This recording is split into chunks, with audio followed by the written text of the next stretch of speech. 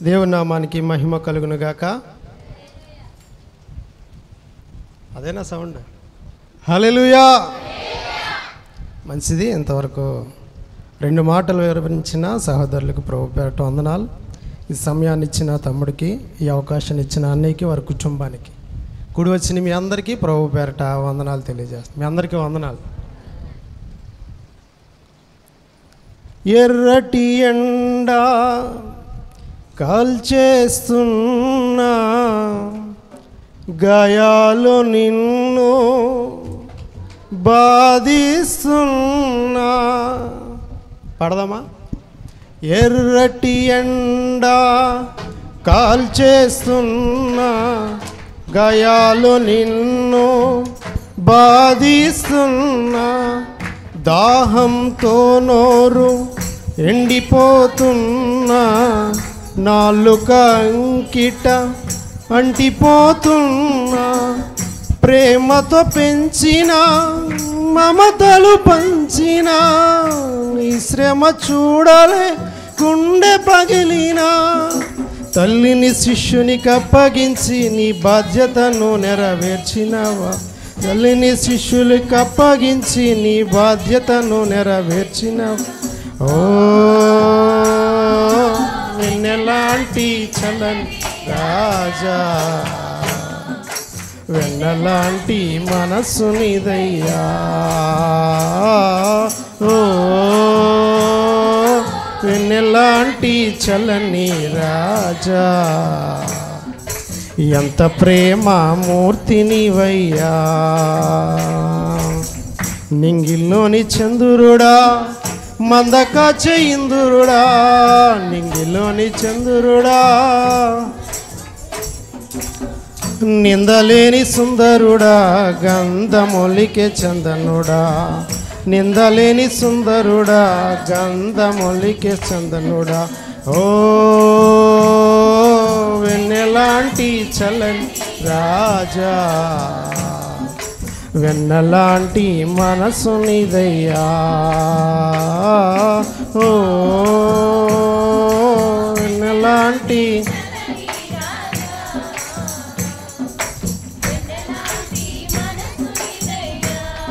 హల్లెలూయా. నాకు ఇవ్వబడిన 3వ మాట ఒకసారి మరలా చదువుకుందాం. యోహాను రాసిన పత్రిక 19వ అధ్యాయం 26, 27 వచనాలు.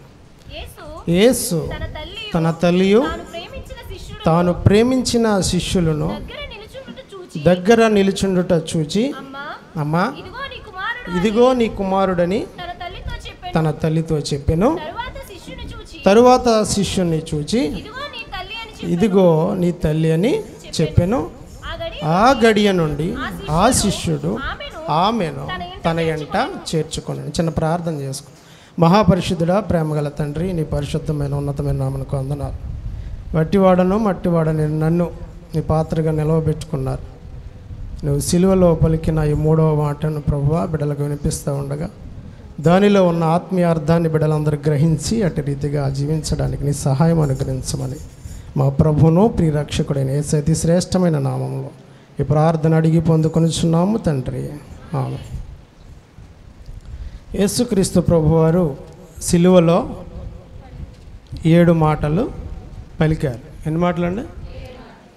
వాటిలో 3 మాటలు ఇతరుల కొరకే దేవుడు పలికినట్లుగా మనం చూస్తాం.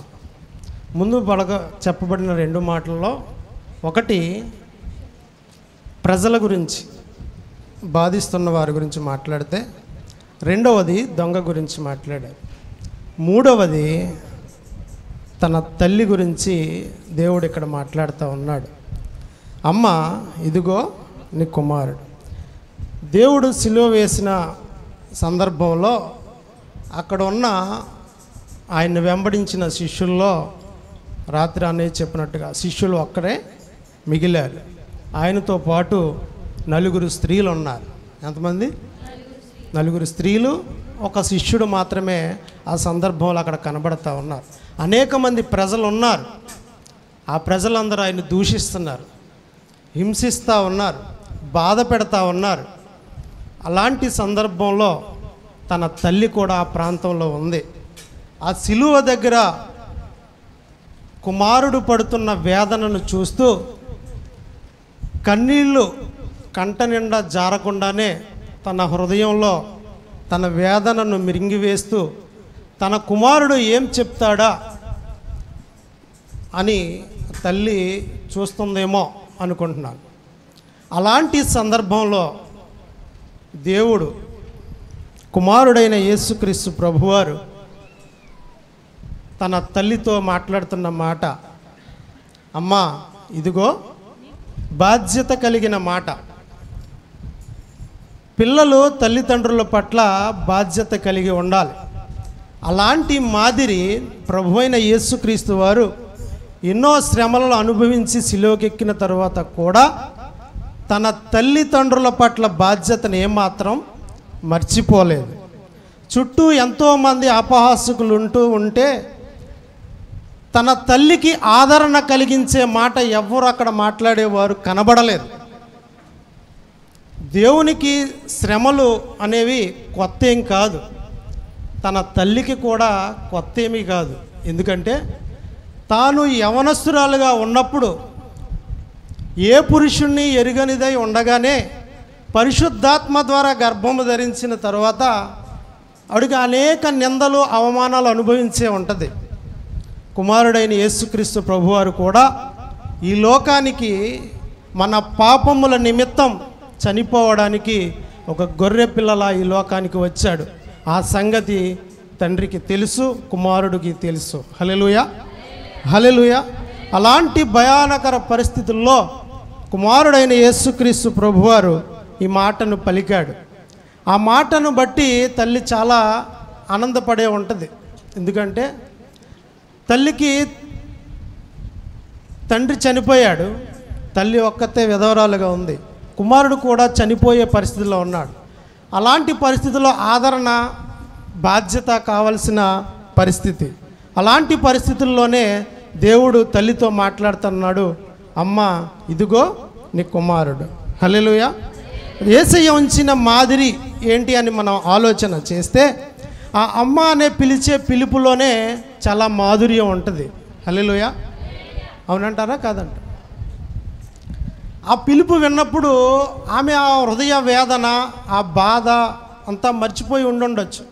కనుక తల్లిదండ్రులను బిడ్డలు గౌరవప్రదంగా పిలిచే బాధ్యత ఏదైతే యేసయ్య చూపించాడో అలాంటి మాదిరి బిడ్డలుగా పిలువబడుతున్న మనము మన తల్లిదండ్రుల పట్ల ఆ మాదిరి చూపించాలి. హల్లెలూయా, హల్లెలూయా. అంత మాత్రమే కాదు, తల్లిదండ్రుల మీద బాధ్యత కలిగి ఉండాలి. సాధారణంగా తల్లిదండ్రులు వయసులో ఉన్నప్పుడు పిల్లలు వారిని చూసినా చూడకపోయినా కొంచెం అటు ఇటుగా ఉన్నా ఇబ్బంది ఏముండదు. కానీ రెండవ బాల్య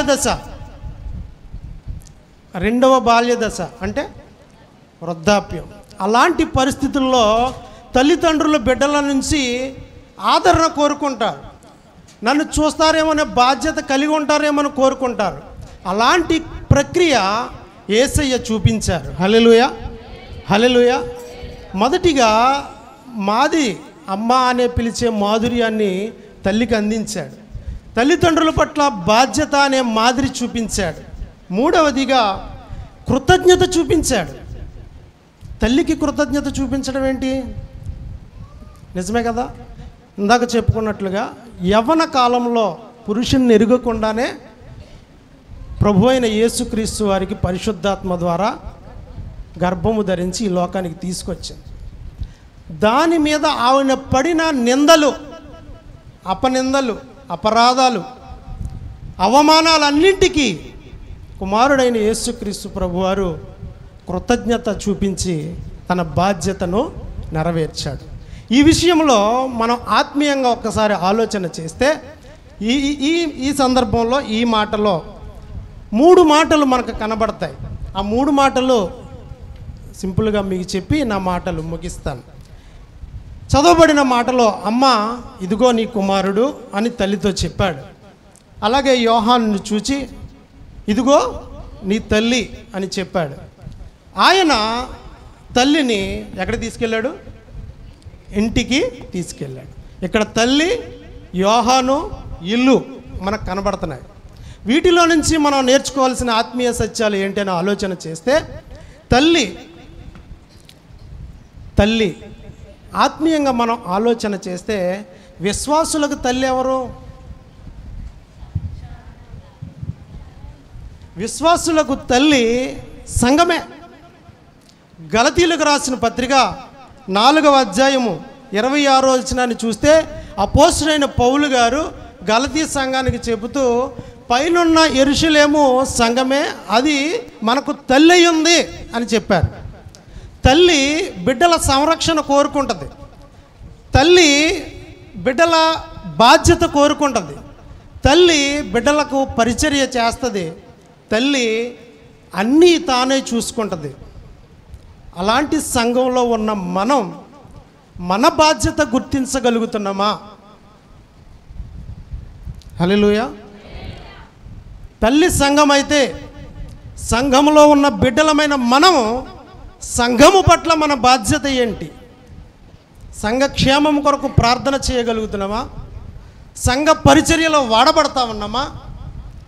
సంఘము పట్ల, సంఘానికి అన్నీ మనమే అవి ఉండగలుగుతున్నామో లేదో ఈ ఉదయం మనం ఎవరికి వారే స్వపరీక్ష చేసుకోవాలని దేవుని పేరట మీకు తెలియచేస్తా ఉన్నాను. హల్లెలూయా, హల్లెలూయా.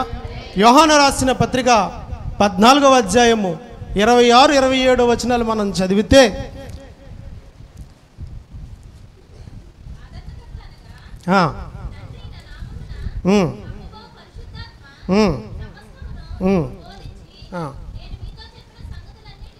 మీతో చెప్పిన సంగతులను నెరవేరు వరకు మీకు ఆదరణకర్తను పంపుతానని ప్రభువైన యేసుక్రీస్తు వారు సెలవిచ్చారు. అలనాడు యేసు తన తల్లికి బాధ్యతగా యోహాను గారిని అప్పచెప్తే, ఈనాడు సంఘముగా పిలువబడుతున్న, సంఘములో ఉన్న బిడ్డలుగా ఉన్న మనకు ఆదరణకర్తను దేవుడు పంపుతానని వాక్యం సెలవిస్తూ ఉంది. సంఘంలో ఉన్న బిడ్డలుగా మనము బాధ్యత కలిగి ఉండాలి. హల్లెలూయా, హల్లెలూయా. మొదటిది. రెండవది యోహాను గారు. ఎవరు? శిష్యుల్లో మిగిలిన యోహాను గారు ఒక్కడే. 12 మంది. ఎంతమంది? ఆ యోహాను మనమే అవ్వాలి. హల్లెలూయా, హల్లెలూయా, హల్లెలూయా. యోహాను గారు యేసయ్య స్థానాన్ని తీసుకున్నాడు. ఏ స్థానాన్ని తీసుకున్నాడు? మనం ఏ స్థానాన్ని తీసుకుంటాం? యోహాను అనగా కృపావరము లేదా పరిశుద్ధాత్మ దేవునికి సాదృశ్యంగా మనకు కనబడతా ఉంటుంది. యోహాను గారు తల్లి బాధ్యత యేసు ప్రభు వారి స్థానంలో ఉండి గ్రహించాడు. బైబిల్లో మనం చూస్తే యూదుల రక్షణ కొరకు ఎస్తేరు బాధ్యత తీసుకుందా? లోకాన్ని రక్షించడానికి యేసయ్య బాధ్యత. మరియను సంరక్షించడానికి యోహాను గారు, నినివే పట్టణాన్ని బాగు చేయడానికి యోనా బాధ్యత. అన్నీ తెలుసు మనకి, మనమే బాధ్యత తీసుకోలేకపోతున్నాం. హల్లెలూయా. ఈరోజు బాధ్యత తీసుకునే ఆత్మను దేవుడు మనకు అనుగ్రహించునుగాక. ఏ బాధ్యత? సంఘము పట్ల బాధ్యత. యోహాను గారు యేసు తల్లి అయిన మరియ బాధ్యత ఏ విధంగా తీసుకున్నాడో, ఈరోజు సంఘముగా పిలువబడుతున్న తల్లి అనే సంఘం అని చెప్పుకుంటున్న మనం ఆ సంఘము పట్ల ప్రతి ఒక్కరూ బాధ్యత కలిగి ఉండాలి.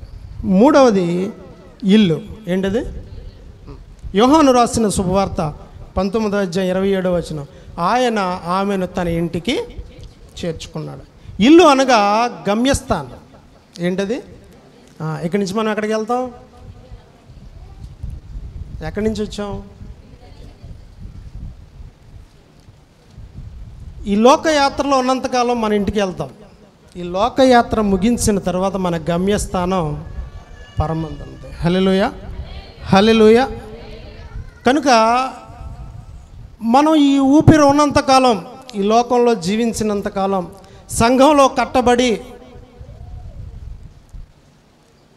పరిశుద్ధులమని పిలువబడుతున్న మనం, దేవుని రక్తంలో కడగబడిన మనం మన బాధ్యత ఏంటి అంటే అనేక మందిని ఈ లోకంలో నశించిపోతున్న వారిని దేవుని వైపు నడిపించాలి. మనము ఈ లోకయాత్ర ముగించిన తర్వాత మన గమ్యస్థానానికి చేరాలి. అటువంటి నిరీక్షణ కలిగి ఈ లోకంలో జీవించాలని ప్రభు పేరట మీకు తెలియచేస్తా ఉన్నాను. హల్లెలూయా, హల్లెలూయా. కనుక ఈ మాటలో ఉన్న ఆత్మీయ సత్యాన్ని మీరు గ్రహించినట్లయితే, తల్లి బాధ్యత సంఘము పట్ల మన బాధ్యత, తల్లి బాధ్యత యోహాను తీసుకున్నట్లుగా సంఘము పట్ల మన బాధ్యత. చివరిగా మన గమ్యస్థానం ఇల్లు పరమందు మనం చేరే వరకు మన యొక్క విశ్వాసాన్ని, మన ఆత్మీయ జీవితాన్ని కాపాడుకుంటూ ఈ లోకంలో జీవించాలని ప్రభు పేరట మీకు తెలియజేస్తూ నా మాటలు ముగిస్తాను. దేవుడి మాటలు మనందరి వినికిడిలో దీవించి ఫలింపచేయునుగాక. ఆమేన్. హల్లెలూయా, హల్లెలూయా. దేవునికి మహిమ కలుగును గాక. చక్కగా 3వ మాటను వివరించిన ఎర్నెస్ట్ బ్రదర్ గారికి సంఘం అంతటి తరపున ప్రత్యేకమైన వందనాలు. 4వ మాట మత్తయి సువార్త 27వ అధ్యాయం 46